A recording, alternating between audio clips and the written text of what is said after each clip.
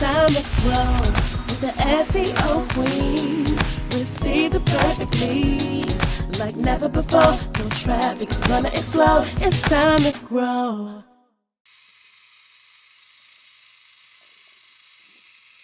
Welcome to the Jazz and Tech Lounge with Lady V, a podcast about the secrets to success in technology, music, and business on Vashani Radio, iHeartRadio, and iTunes. Vashani Radio, always talking about everything from New York City. You can listen to the Jazz and Tech Lounge with Lady V on any mobile phone or tablet device. The Jazz and Tech Lounge with Lady Z, where we explore tech and enjoy the music and learn the secrets to music and technological success. Please follow us online at www.ladyz.com and on all social networks at LADYZHE. Please pull out your phones and follow me on Instagram at LADYZHE. My next guest is an entrepreneur, a writer, a magazine publisher, and a realtor, and she is doing amazing things to highlight entrepreneurs and help people get their dream home. And she is no other than Crystal Swearingen. How are you today? I am doing wonderful. Thank you so much for considering me for your show, and I'm excited to be on your show today. Okay, awesome. You know, I always enjoy speaking to entrepreneurs who are definitely doing some big things. So I want to know, like, what drew you to real estate? You know, it's not a glamorous story by any means. I've always been an entrepreneur, and everything I did, I kind of was an independent worker. And when I have 3 daughters, so when I had my third daughter, one of my neighbors said, "You would be really good in real estate." I have no idea why. There was no context to it. He just thought I was really good with people. So he brought home a home study book for me to actually take the class online, because my daughter was like 3 months old at the time, my youngest one. And I felt like challenge accepted. You think I should do this? I'll try it out. So turns out he was the vice president of the Kansas Association of Realtors. And so I took the class, got my license, immediately jumped right in. And I just have always felt an importance of home ownership. I grew up with a single mom. We moved a lot. We did not have housing stability in any way. I'm living with aunts and cousins and grandmas, and while she was trying to find her way. And I knew that with my children, we had made it a priority, my ex-husband and I, to always have a home for them. And so once I realized that I would have the way, an opportunity to empower other people to create that foundation for themselves, I knew that was where my path should go. And when I first got licensed, I immediately got out and learned everything I could, took all the classes, because it opened my eyes to not only the importance of and the psychological being of a child and having that home stability, but, you know, how you can grow wealth with real estate. So that's kind of twofold.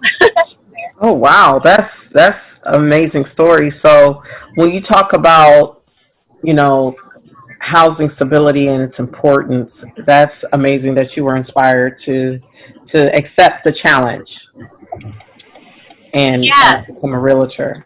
So what lessons have you learned along the way being a realtor? Well, I don't like to just be a part of something. I want to be involved in something. Mm-hmm. So I got licensed in 2007. I hope that makes sense. And I immediately started doing work in learning what the real estate industry was. I learned about us having the oldest code of ethics of any industry. That was really important to me because we had a code of ethics before doctors had their code. Because land ownership and property rights are so fundamental to this country, and the access to get housing was not always available to people of color. And so I wanted to learn how I can educate my community about the benefits of owning a home, break down some of the myths and stigmas of purchasing a home. I mean, not too long ago, banks weren't lending money. Not too long ago, banks weren't what? They were steering or redlining. Right. Lending money to minorities. Right. And there was a stigma and a question about who could own a home and what it would take. And so what I found out my voice was in the real estate arena was to dispel some of those myths, get out in front of people. I have been president of my local board of realtors. I have served on state levels. I've served on national committees. I'm a true advocate of, if you're going to do something, you do it full out. You learn about it, and you learn the process. And if the process is broken, you speak out to help fix it. So that's one of the things that I've enjoyed about real estate. You know, I don't want to, you know, a lot of realtors will say, I got into real estate because I love to look at pretty homes. Well, I do too, but I love what that home represents for a family. Right. Or for a new start. So that's more of what I enjoy about it. Plus, I'm a junkie for information and facts, so I love contracts and negotiations too. So that's the other part of it. It feeds both of my personalities, the introvert and the extrovert. Wow, that's awesome. You know, I've spoken to a lot of realtors over the years, but I've never had anyone, you know, really break down the sociological and political aspects of home ownership. I think there's a lot of people who don't even understand or are aware of redlining and racial covenants. So what positive changes have you seen in the real estate market within the last few months?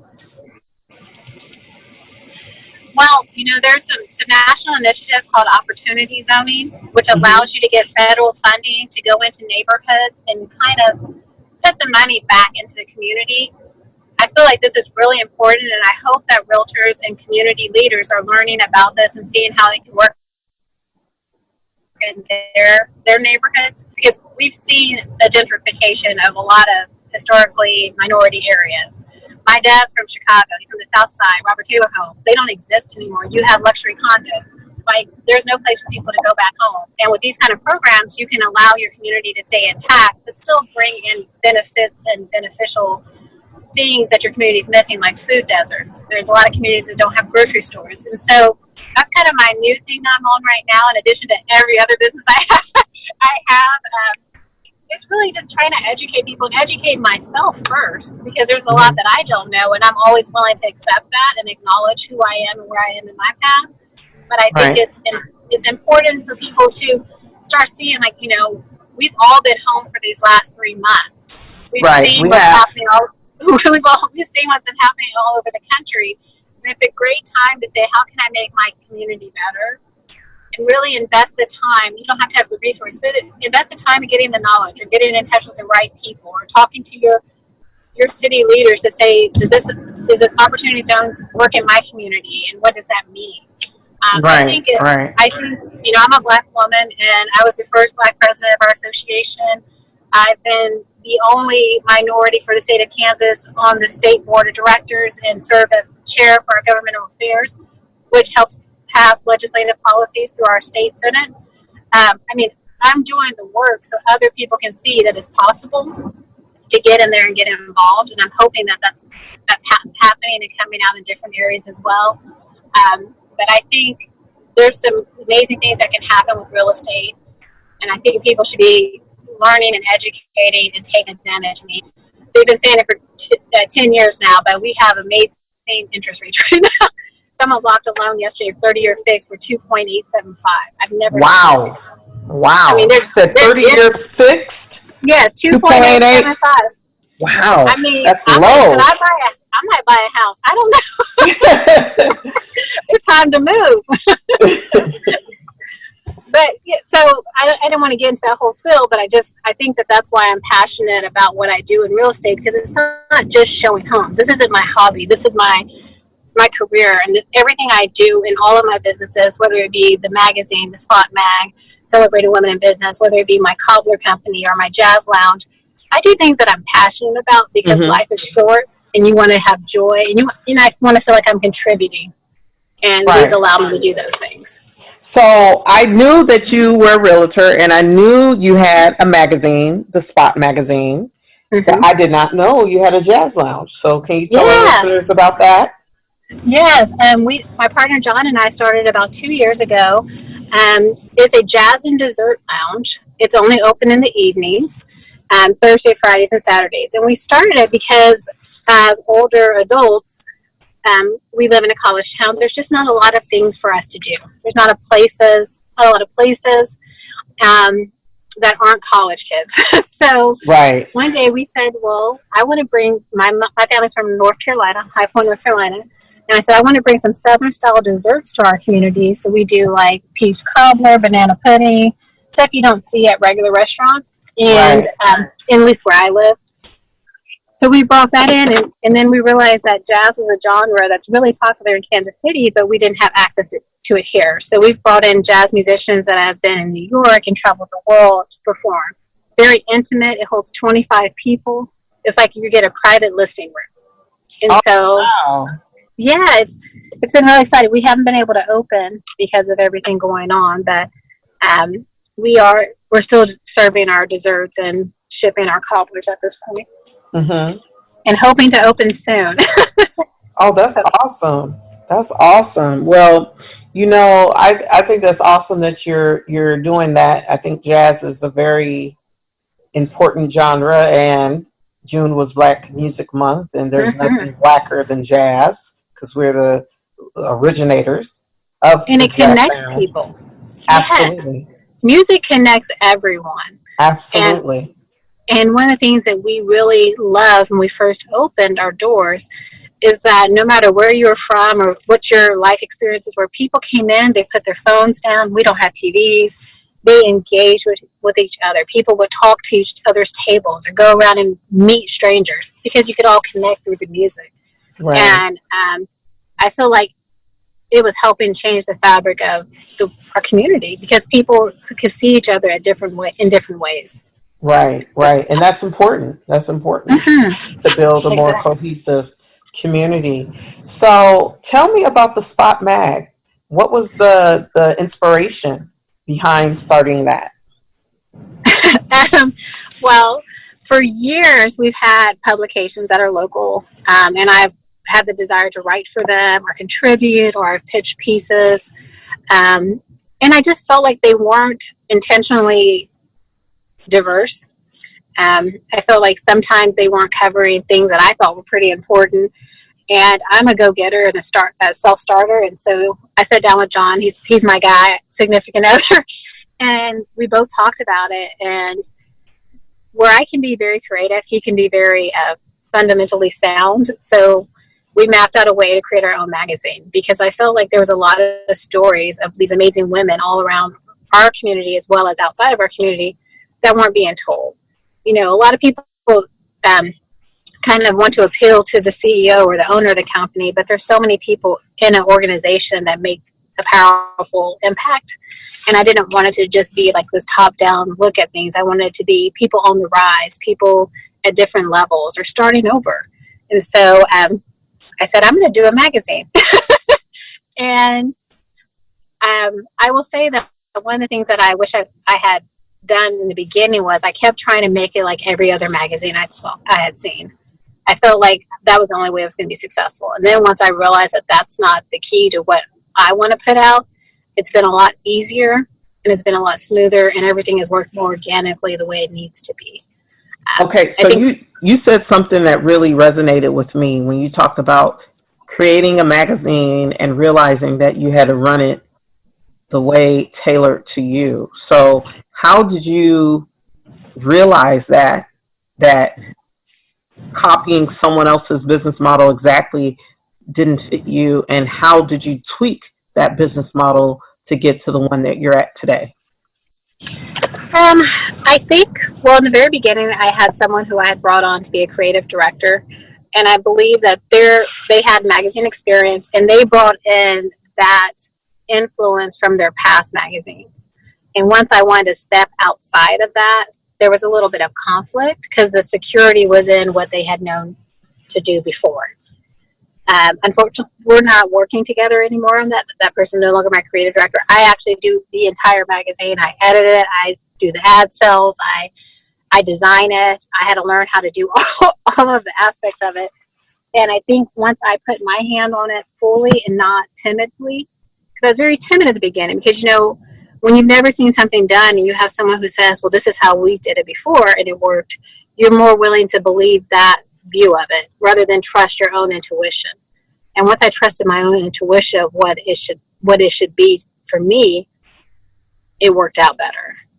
And I'm not a micromanager, I don't believe. Right. But I feel like it's sometimes when it's not your expertise, you may get a little bit lazy and don't take the time to learn about it as much. And I did that in the beginning. And now that I'm more hands-on, I'm choosing writers who fit the vision. I'm choosing like themes that fit the vision. It's working a lot better. And I had to learn that I make mistakes. I had to accept the mistakes too. Like we usually do a July, August issue. And as I was putting it together in June, I said, this doesn't feel right. This is not the time for this because where we're at in this country. So we pivoted a little bit, and it's coming out in August. And the pieces, it gave my writers time to really kind of reflect on what they wanted their story to be for this issue. It gave me time to deal with everything going on and get myself together. And it's going to be a better issue because of that. Because I'm willing to say, hey, you know what, guys? I don't have this ready. It's not ready yet, and I'll do it next month, and it's going to be better because I'm taking that time and I'm being intentional. Right. What I want to put out. I think that's a vital piece of success, a vital success principle for entrepreneurs and business leaders is to give themselves space to slow down and get clarity, or even to pivot and adjust the business model.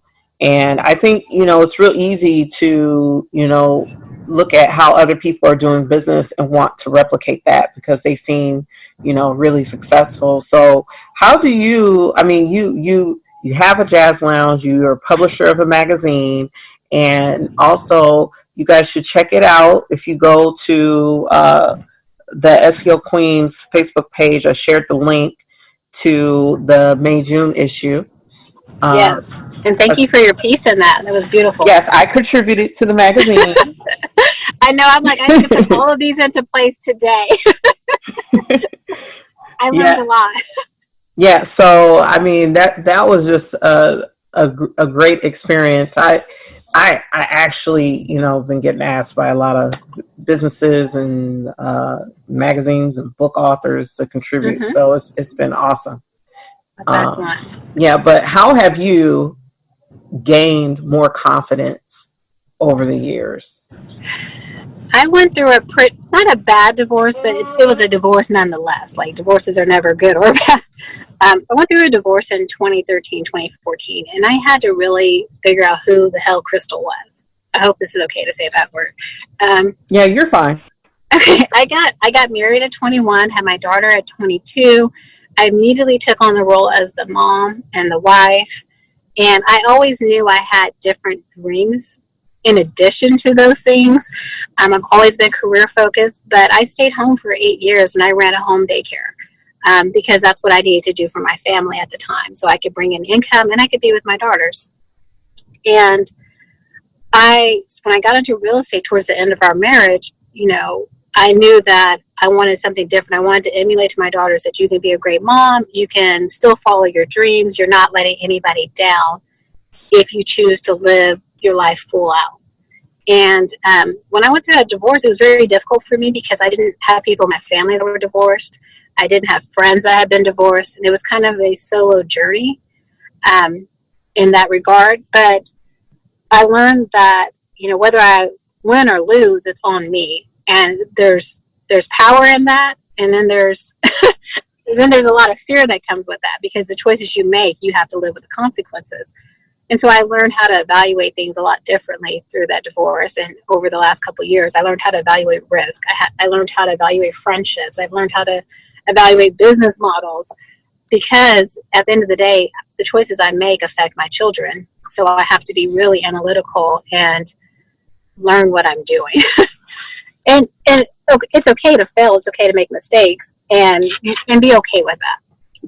So I would say that the divorce, and then I had a daughter who got diagnosed with MS within a year of the divorce. We had to learn to co-parent completely differently. I've had to grow up quite a bit in the last 5 years. I always say I was an adult, but I hadn't grown up yet. And now I've had to grow up and learn things a little differently and look at things differently. Wow, I can definitely relate to that too because I got married really young, about a year after I graduated from college, and got divorced, 5 years after I was married. So I can definitely uh, understand what she went through. I went through Yeah. similar circumstances. It's difficult because I think with a lot of women, and I mean, I hope I'm not overgeneralizing, but the women I've dealt with and spoken to, a lot of times they get married and they take on this wife and mom role and they forget who they are in the process. And then their thought process is, well, my kids get older, I'll become who I am. And I was of that school. I was like, well, when they get 18, then, we can see what I want to do with my life. And then I realized, well, what am I showing them? What am I demonstrating to them about dreams? What am I showing them about potential of having, a combination? So now I'm in a super healthy, successful relationship with someone who is my best friend, my business partner. Like anything I need backup on, he's got my back. And it's a different feeling. So they can see a healthy relationship of people who are both business minded and love and support each other in whatever endeavors. And I think that was a better lesson for them to learn at that time. When you marry someone when you're both 21, you have a lot of growing to do. And people grow at different speeds. Absolutely. And their dad and I get along really well. We talk on the phone. We co-parent very well together. I mean, I always joke I parent at my house and his house because I make the rules for the kids. But we get along really well. And so I think that we both realized that we were young and we didn't really know, and we have this family and our responsibility is to our daughters, and that's where we put our energy.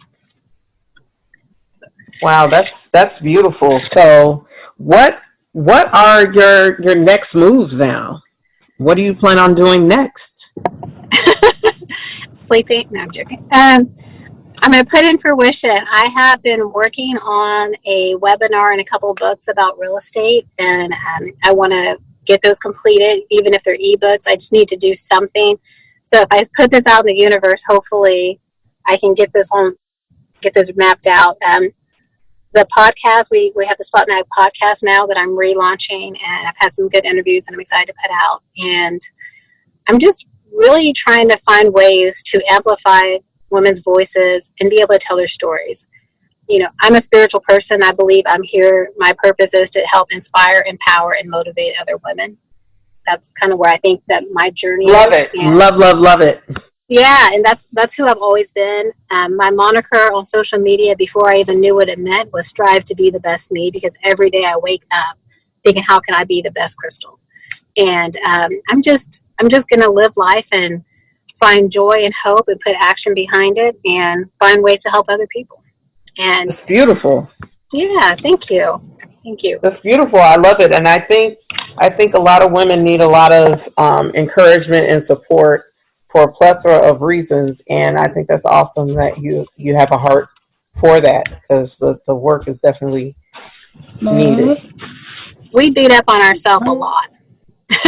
we do. We beat up on ourselves and too much.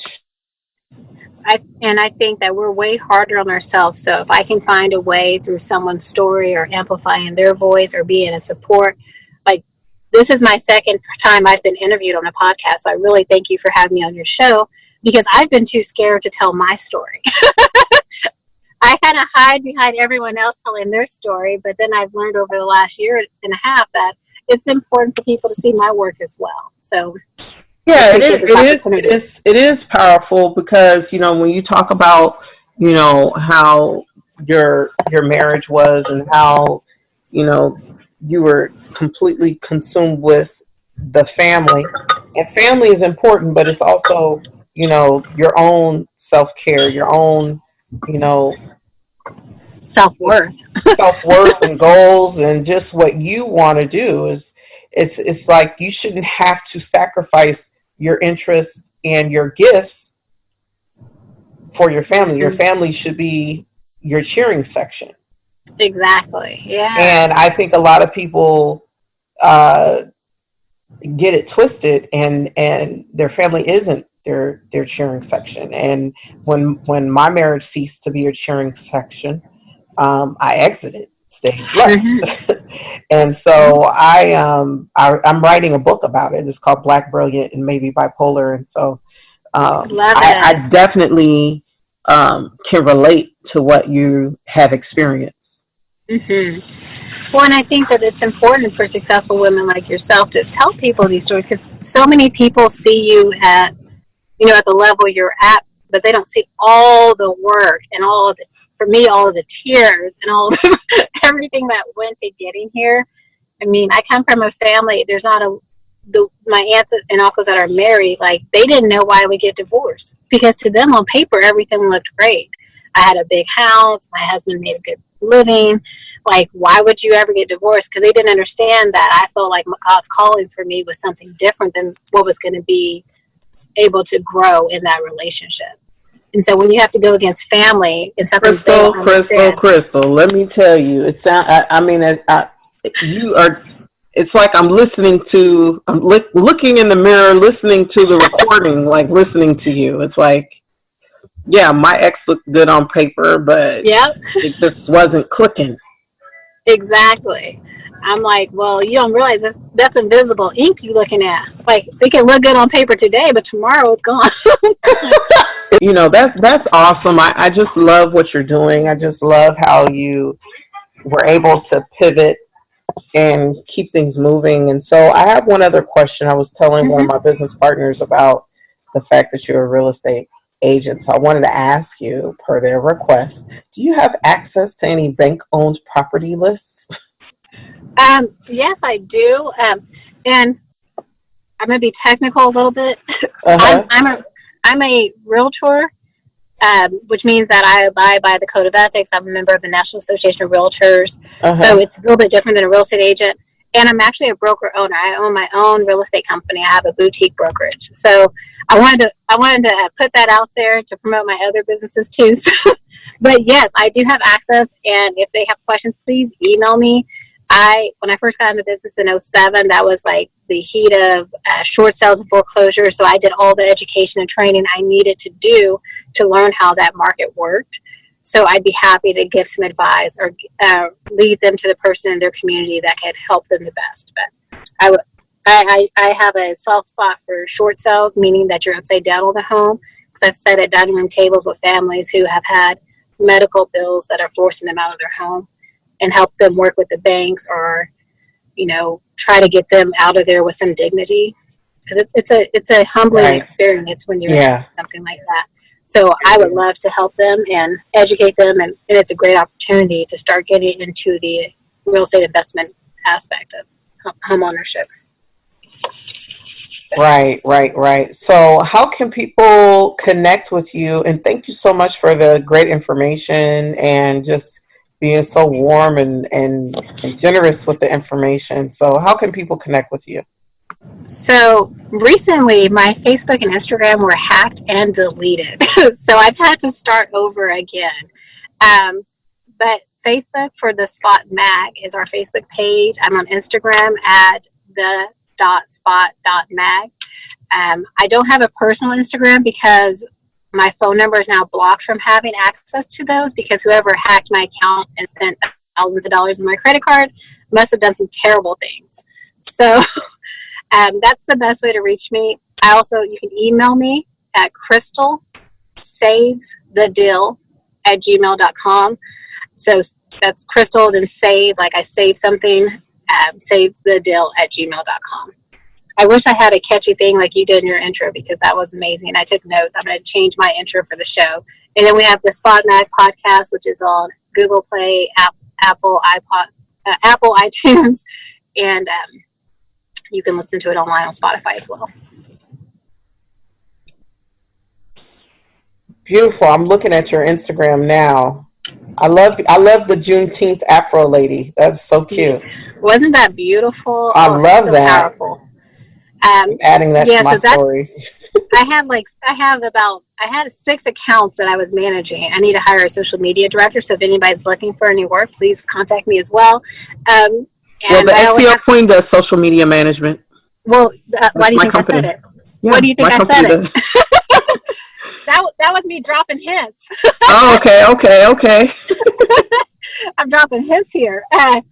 But I only have access to 2 of my pages now out of my 6 because of the lockout of Facebook, which also owns Instagram, which really messes you up if you get blocked and banned. So, but yes, I thank you for sharing that, and thank you for checking it out. And like I said, once again, I'm just so grateful that you wanted to hear my story and allow me to be on your platform. Really appreciate it. Oh, I'm so glad to have you on. It's been a privilege and a pleasure and a delight. Thank you so much for coming on the Jazz and Tech Lounge with Lady Z, where we explore tech and enjoy the music while exploring the secrets to success in business, music, and technology. Thank you so much for coming on the show, Crystal. Thank you.